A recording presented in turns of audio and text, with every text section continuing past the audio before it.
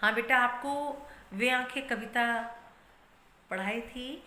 सुमित्रा नंदन पंत जी द्वारा लिखी हुई है, जिसमें किसान के आज़ादी के बाद भी जो जीवन में दर्द भरा था, कवि ने उसे बताने का प्रयास किया है अपनी कविता के माध्यम से, अपनी रचना के माध्यम से। तो हम पीछे पढ़ चुके हैं कि किस तरह उसका घर बिकवा दिया, बैलों की जोड़ी बिकवा दी, गाय बिकवा दी, खेती उजाड़ दी, है ना, उसके बेटे को मरवा दिया, पत्नी भी मर गई, उसकी दुधमुही बच्ची भी मर गई। तो किस तरह से उसके जीवन में एक के बाद एक दर्द आ रहा है, और इसीलिए उसकी जो आंखें हैं वो किससे भरी हुई हैं? दर्द से, निराशा से। तो उसी में हम आगे सुमित्रा जी की जो लिखी हुई पंक्तियां हैं उनको पढ़ते हैं। घर में विधवा रही पोतहू, पोतहू कहा जाता है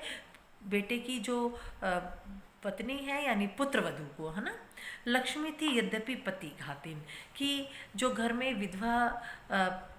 पोते विधवा जो पुत्र वधू थी, वो क्या है कि पहले तो उसको क्या कहते थे? लक्ष्मी कहते थे, कि घर की लक्ष्मी है, और यद्यपि पति घातिन, लेकिन आज समाज उसको क्या कहने लग गया है कि ये अपने पति को खा जाने वाली है, अर्थात इसका पति मर गया है और इसने अपने पति को खा लिया है। तो कहने का अर्थ है कि घर में जो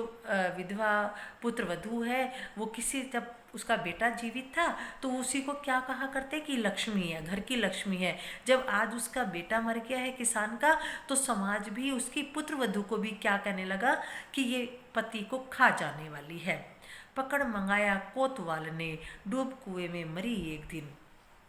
कि जो कोतवाल, कोतवाल कहते हैं जैसे वही थानेदार होता है ना, सिपाही थानेदार, तो कह रहे थानेदार ने एक दिन उसकी विधवा पुत्र वधू को थाने में बुलाया और उसके साथ गलत व्यवहार किया, और इस कारण वह क्या है कि लज्जा के कारण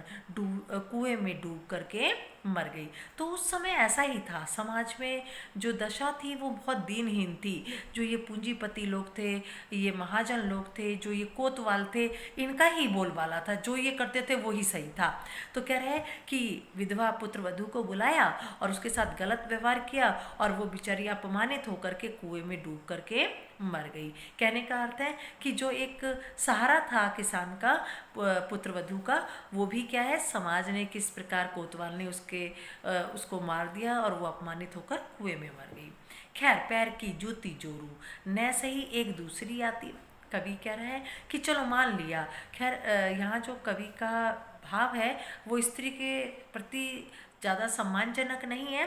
खैर, पैर की जूती जोरू, कवि कह रहा है कि जो जोरू, जोरू होता है पत्नी, कि माना चलो पत्नी है या स्त्री है, वो पैर की जूती की तरह है, कि न सही एक दूसरी आती, कि लेकिन मतलब एक जूती यानी एक पत्नी मर गई तो दूसरी आ जाती,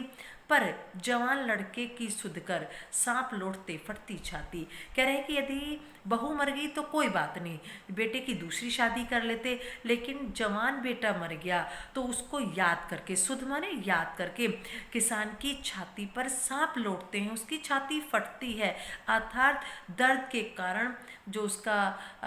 दुख है वो असहनीय हो जाता है। बहू को तो सोच के वो ये सोचता है चलो मर गई तो कोई बात नहीं, दूसरी शादी कर लेते बेटे को, लेकिन जब बेटे को याद करता हूँ, उसकी मृत्यु को याद करता हूँ, तो किसान की जो छाती है, कवि कहता है कि किसान की जो छाती है वो क्या है, दर्द से भर जाती है, पीड़ा से भर जाती है, निराशा से भर जाती है।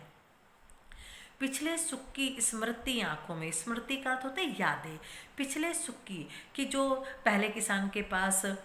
सुख था, कौन कौन सा सुख था, उसकी हरियाली खेती थी, पत्नी थी, बेटा था, बहू थी, छोटी बेटी थी, है ना, एक गाय थी उजरी सी। तो कह रहा है कि सुख, कि सारा सुख था उसके जीवन में, और जब वो किसान अपने पिछले सुखों को याद करता है, क्षण भर एक चमक है लाती, कि उसकी आंखों में एक चमक आ जाती है कि भाई हाँ, मेरे पास भी कभी सब कुछ था, अच्छा जीवन था, मेरे हरे भरे खेत थे।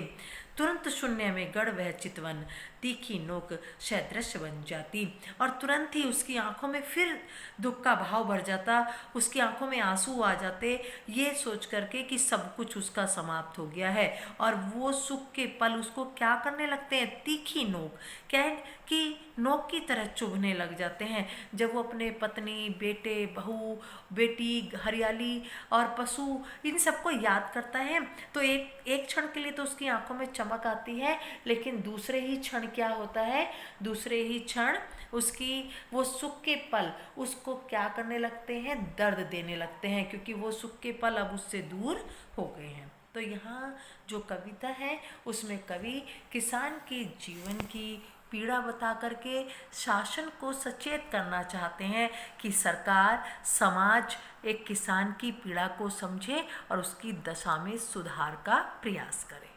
ठीक है।